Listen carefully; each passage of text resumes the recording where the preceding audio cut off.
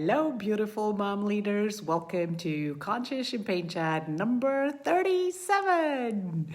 Today, we're going to talk about one of my most favorite topics that I could literally go on about for hours and hours, and probably for weeks. It's about dealing with the big feelings. And for those of you who've been around in my world for, quite a while, you know that emotions run the show, and talking about emotions, teaching how our emotions work and how actually they pretty much dictate over anything that we're doing in our lives. You guys know that this is my most favorite topic of the world. And so today, I want to make this an active conversation. So when you are watching this live, feel free to comment. When you're watching it on replay, let me know #replay that you are here. And when we go through this, here is one thing I want you to do. So when I share this with you, either push a hashtag aha whenever you have an aha moment, or go ahead and put in a hashtag action, letting us know if you are going to take action and what specifically you're going to take action on. Hey guys, hey Jamie, because I want you to really put this into practice. I can share things with you all day long, but information is not going to get you results alone. It's like you're reading a book. If you're just reading it and it was a great book, you have to put the things into action that you've read in the book to actually see results coming in. And so it's the same with these Conscious Champagne Chats, right? Every time I give you a little tiny snippet, you can go and practice for yourself to increase your mom leadership and, become the best version of yourself in parenting and in careering, because that's when life becomes easy and beautiful and magical. And that's what we all want at the end of the day, right? So dealing with the big feelings. I'm sure you've all been there, right? Every mom had to deal with the big feelings of our little beautiful children, and not just their feelings, but quite frankly, sometimes we actually have big feelings, and we act kind of like kids when especially our kids get to us, and they really manage to get to us. So what do we do when, these kids have these big feelings? Hey, Shimanura, what do we do with that? Because see, you guys, we as a mom, right, as parents, our greatest desire is for our kids to be happy, right? I mean, we want nothing more than for our kids to be happy. Now, that's kind of an idealistic goal, to be honest, but deep down, that's what we all want. The issue with that is we don't even know how to give that to ourselves. So how are we actually going to teach it teach it to our kids, right? And so furthermore, the way we do it is we want really our kids to be happy, for us to be happy, so we can be happy about ourselves, that we did a good job. And so then what we do is, when our kids have all these feelings, basically, let's say your child is sad and your child comes along and maybe, a toy broke, or their favorite plush animal, kind of the ear fell off or whatever, and they're really, really being sad. What do we do? What do we do? What do you do? Usually we say, oh, honey, don't be sad. It's going to be okay. Be happy. We're kind of constantly telling them the way you are feeling is not okay. And so what we're basically saying to them is the way you are being right now is not okay. You cannot be like that, because if you're being like that, You are being very far away from being happy. And I don't like that because I need my child to be happy and I want my child to be happy. And we are sending the message to our children, like constantly, my friends, constantly, that the way they are behaving right now is not okay. And the way we're doing that is done in a way it sticks to them, that they take it on, not just on their behavior, but they actually take it on to their personality. And they translate it into, oh, okay, me feeling sad about the ear falling off my plush animal is not okay. I should not be feeling this. Me feeling this is not okay because my mom doesn't know how to deal with it. My mom doesn't like it. My mom wants me to be happy. And another thing we do as well is, especially when our children are sad, we cannot stand the pain of seeing our children being sad. It's us, you guys. It's not them. Our kids' emotional brains, the right side of the brain, develops way faster, only at the age of 7. The left side of the brain, the logical side of the brain, which is all about the doing, kicks in. The right side of the brain, which is all about the being, which also explains, when you go on a walk with your children, remember, and they just observe everything and they get fascinated by every little flower because they're in the being. They're the being. They're emotional beings. For them, emotions are actually not as bad as we think. But what we do is, oh my God, my child is sad. My child is sad. I need to fix it. I need to fix it.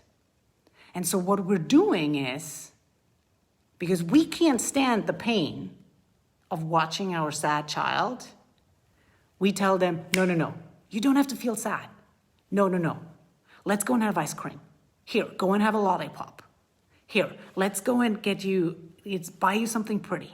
And so we teach them all day long. And these things, this is what I write this down. Go and start paying attention to these things because they're hidden in our little daily behaviors and communication that we do.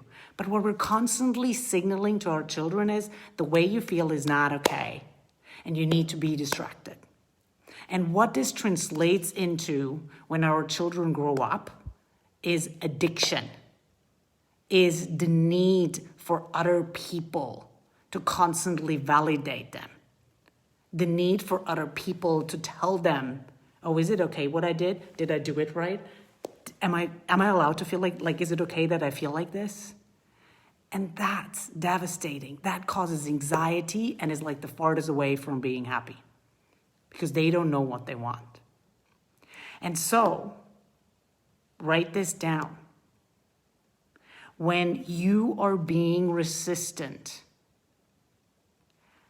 to what is, to the situation, if you're being resistant to the being of the moment, to what is in that moment, you are creating tension. You're creating dysfunction in a relationship. And this goes not just with sadness. This goes with you ask your child to do something and there's resistance. They don't want to do it. There's refusal.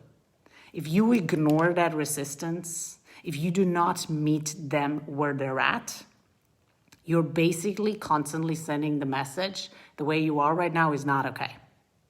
I don't accept the way you are right now. I don't accept the way you're feeling right now. Because it's actually us that are being resistant to the being of the moment. We are the ones that can't deal with the emotions that our kids bring to us. And quite frankly, we can't deal with our own because we never learned how to do that. So if you cannot deal with the emotion of the moment, you're creating dysfunction in your relationship. And it's always, again, because kids are such emotional baggages, you gotta pay attention to that emotion. You gotta meet them where they're at. Because an emotion is just an energy, and I've been sharing this over and over. There is no meaning to the emotion. Like no meaning. It's us that gives the meaning. You know how many moms, when I'm in mom groups, there's like, oh my God, my child behaves like this. My child doesn't do this. Can you help me fix it? Can you help me fix it? We are like as moms, our agenda is to go and fix our children. And that is wrong. That is wrong. So what you want, what really helps you, if you really want to form a connection with your child, accept that they're emotional baggages. Accept that some of your children might be more intense, some of them might be less intense. But accept that they're just having an emotion. There's just a feeling that has come over them. And all we have to do is meet them where they're at. Sit through it. So, the action, #action for today is when you ask your child something to do and there's resistance, or they're throwing a tantrum, or they're doing backtalk. Backtalk is nothing else about an underlying frustrating emotion that the child is not being heard. Sit through it. Zip it. Like, just listen to them. Give them space for the emotion to pass. And just sit and hold the space. You just have to endure it. That's all you have to do. You don't have to say anything. You don't have to judge. You don't have to comment on it. Nothing. You just have to endure it. And if you can't do that, if you find that very hard, and if your child's behavior is triggering you, then my friends, you need to come over and join us in the Rapid Anger Relief Mastermind, because those are your patterns. They're not your child's pattern, and there's nothing, absolutely nothing wrong with your child. If your children trigger you, there's always something in here that needs to be healed on your end. Your kids are just showing you what needs to be healed, because our children are beautiful beings. As humans, we are emotional beings, and our children have still that capacity. They haven't forgotten what it means to be an emotional being.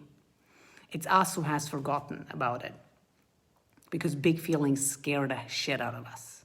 They scare the hell out of us.